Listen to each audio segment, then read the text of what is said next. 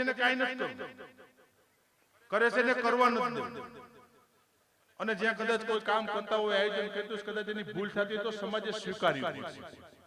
બાકી ઓટે બેઠા બેઠા વોટ્સએપમાં મોબાઈલમાં મેસેજ નાખવા કે એ ભેગા થયા હતા હવે કાંઈ નહીં ઈથાઓ સમાજમાં બેંકની સીબી હતી ખાઈને વે ગયા તું કાલથી કે રેલ તો મેં હેઠા બેઠા જાઉં.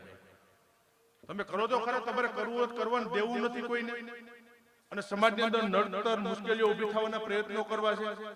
આ સમાજની મોટા મોટી કમનસીબી પછી કીધું કે લેવા પટેલ સમાજ હશે તો ભલે કોઈ પણ સમાજ તમે સારું ન કરી શકો તો નડવાના પ્રયત્નો કરવાના બંધ કરજો, કારણ કે આવનારા દિવસો એને કઈ સમાજ માટે ખરાબ આવી રહ્યા છે. કીધું ને કે તાકાતથી આ સમાજનું નેતૃત્વ કરી છે, અને કદાચ નેતૃત્વ કરતા છે તમારાથી ક્યાંક એક બે ભૂલ પણ થતી હશે, કરી છે એટલે કદાચ થાય.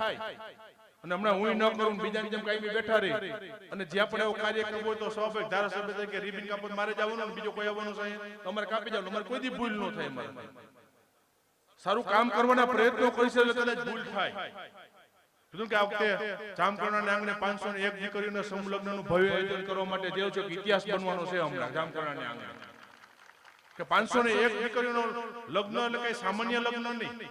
ગઈ વખતે 351 તમે જોયા છે, બધા અહીંયા આવ્યા છે.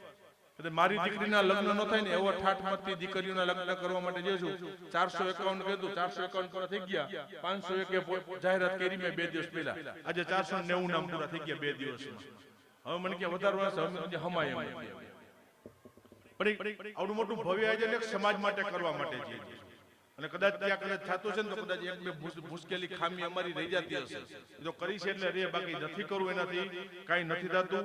એવા નડિયા ગણવા વાળા જે લોકો છે ને મારે આ જાહેર મંચ ઉપરથી કદાચ કેવું ન જોઈએ પણ ના છૂટકે કેવું પડે છે કે એ સારું કામ કરવાના પ્રયત્નો કરતા હોય એમને અવરોધમાં અટકા નાખવાનું બંધ કરી દેજો, નકર તાકાતથી સમાજનું નેતૃત્વ જેમ અમને કરતા આવ્યું છે, પરિણામ આપતા આવ્યું છે, એમ પછી હવે વચ્ચે આવ્યા એના પછી મારે હિસાબ કરવા ન પડે, ઈ મેદાનમાં મારે ઉતરવું ન પડે. નથી ઉતરવું સમાજની વાત આવે છે ત્યાં સુધી, પણ કીધું કે છેલ્લે એન્ડ સુધીમાં મને જો હેરાન કરવાના પ્રયત્નો કરવાના થાય કે ટોટકે નક્કી કરી લીધું હોય છે તો પછી હું રાજકીય માણસ છું છેલ્લે સામે વાર કરતો જ મને આવડે છે, કદાચ ઈ સમય આવે તો મારે મેદાનમાં ઉતરવું ન પડે. એટલા માટે જે જેનું સારું કામ કરતા એને મુબારક.